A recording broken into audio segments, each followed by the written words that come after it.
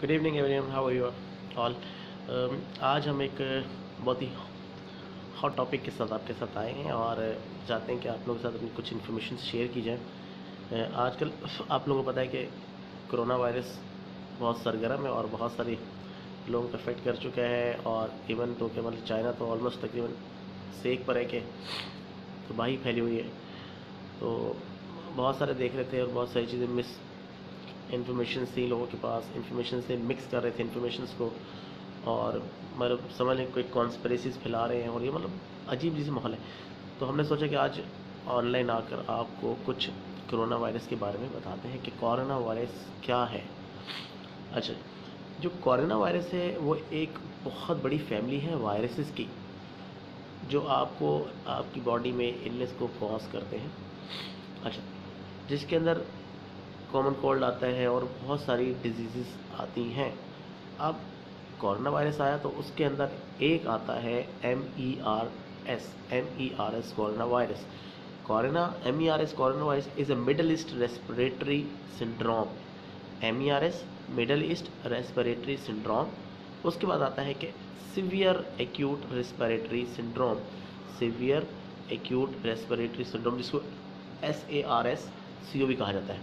अच्छा, इसके बाद a novel coronavirus is a new strain जो अभी तक प्रीवियसली लोगों में आइडेंटिफाई नहीं हो सका। अच्छा, हो सका था। अब ये कॉल आ रहा है कि न्यूज़ आ रही हैं कि भाई ये भी अब लोगों में डायग्नोज होना स्टार्ट हुआ है। कोरोना वायरस एक जूनोटिक है। जूनोटिक मतलब है कि ये इंसानों से जानवरों में और जानवरों से इंसानों में ट्रांसमिट हो रहा है। जो वर्ल्ड हेल्थ ऑर्गेनाइजेशन ने अब डिटेल्ड इन्वेस्टिगेशन की है, जिसके अंदर आपको SARS, जो कि आपका severe acute respiratory syndrome corona virus है, वो किससे है? कैट से ह्यूमंस में आ रहा है। देखें, कैट से ह्यूमंस में आ रहा है। और जो MERS है, जिसको आप कहते हैं मिडल ईस्ट रेस्पिरेटरी सिंड्रोम, वो क्या है? वो आपको ड्रोमेट्री कैमल्स के साथ, वो कैमल से इंसानों में ट्रांसफ़र हो रहा है। तो आपका SARS कैट से ह्यूमन में, और आपका MERS कैमल्स की वजह से ह्यूमंस में आ रहा है। ये WHO की डिटेल्ड पूरी स्टडी है जो मैं आपके साथ शेयर कर रहा हूँ। अच्छा, अब कुछ और भी कार्निवर्स वायरसेस हैं जो इंसानों के दरमियान में सर्कुलेट कर रहे हैं और अभी तक क्या कहते हैं डायग्नोज नहीं हो पाए, या उसकी वजह से लोग अभी तक इन्फेक्टेड नहीं हैं। अब क्या होता है, अब कॉमन साइंस क्या है इसके इन्फेक्शन से? रेस्पिरेटरी सिंड्रोम के साथ फीवर आता है, कॉफ आता है, शॉर्टनेस ऑफ ब्रेथ आ जाती है, और उसके बाद कुछ और associated difficulty of breathing difficulties आती है। सीवियर केसेस में क्या होता है? सीवियर केसेस के अंदर आपको निमोनिया हो सकता है, सीवियर एक्यूट रेस्पिरेटरी सिंड्रोम हो सकता है, और किडनी फेलियर होती है, और in a worst conditions death can occur. तो अगर आपको ऐसा लगता है कि आपकी कॉफ, आपकी स्नीजिंग, आपकी फ्लू विद एसोसिएटेड फ्लू है और अपना फीवर है और बहुत दिनों से, तो आपको ज़रूर अपना टेस्ट करवाना चाहिए। लेकिन yet we don't have facility in Pakistan to diagnose corona virus. Okay, अब स्टैंडर्ड प्रिकॉशन रिकमेंडेशन क्या है WHO की इस इन्फेक्शन से बचाने के लिए? कि आप जो मेन चीज़ देखें, इन्फेक्शन कंट्रोल की चेन को ब्रेक करने के लिए आपके पास जो फर्स्ट स्टेप है और दी मोस्ट इंपॉर्टेंट स्टेप है, वो आपकी हैंड वॉशिंग है और हैंड हाइजीन है। अगर आपके हाथ साफ़ है तो आपको कोई इन्फेक्शन नहीं लग सकता। तो जो हाईली रिकमेंडेड चीज़ है कि आपकी हैंड वॉशिंग होनी चाहिए। आपको ऐसा लगे कि यहाँ पर कोई, तो आप अपना माउथ और नोज़ को कवर करें। जब भी आप स्नीज़ करते हैं, जब भी कॉफ़ करते हैं, उसको आप कफ एटिकेट्स भी कहते हैं। तो ये तो एक कॉमन सी चीज़ है जो आपको आनी चाहिए कि जब भी आपको छींक आती है या खांसी करते हैं या ऐसे कुछ होता है, तो आपको ना मुंह कवर हो जाए। ओके,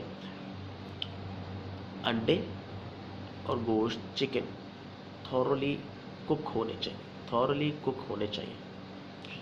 अच्छा, अब क्या है,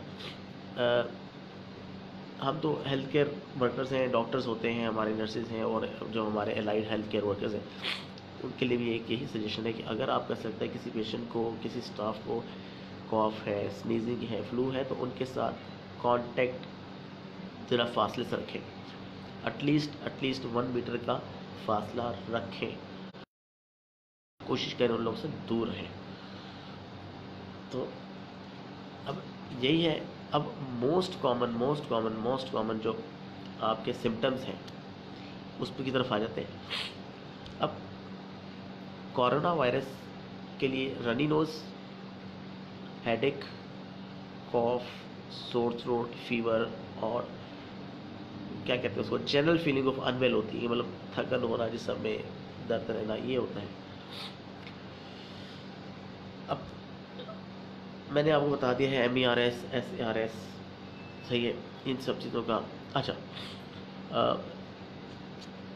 अब सिम्टम्स आ रहे हैं, आप उसकी लेबॉर्ट्री डायग्नोस्टिक टेस्ट वगैरह करवाएंगे, ब्लड प्रोफाइल्स करवाएंगे उसकी, H1N1 लोग आजकल बहुत भेज देते हैं, ये सब चीज़ कराने हैं। लेकिन फिर एक बात है कि हमारे मुल्क में अभी तक ये फैसिलिटी आई नहीं है कि हम कोरोना वायरस को डायग्नोस कर सकें। और कोरोना वायरस की बहुत सारे वायरसेस आपको बता चुका, we have type of corona viruses, तो इसको डिफ्रेंशिएट करना एक तो बहुत ज़रूरी है।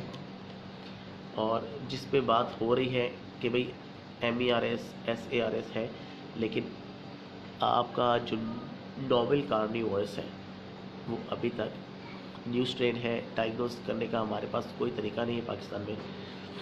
तो अपने आप को, अपने प्यारों को इससे बचाने के लिए आप लोग जो मुमकिन कोशिश कर सकते हैं करें, और इन्फेक्शन कंट्रोल के सारे प्रोटोकॉल्स को फॉलो करें। तो ये हमारे बहुत सारे अजीज़ लोगों का सवाल था कि कोरोना वायरस के ऊपर भी कुछ इन्फॉर्मेशन शेयर की जाए।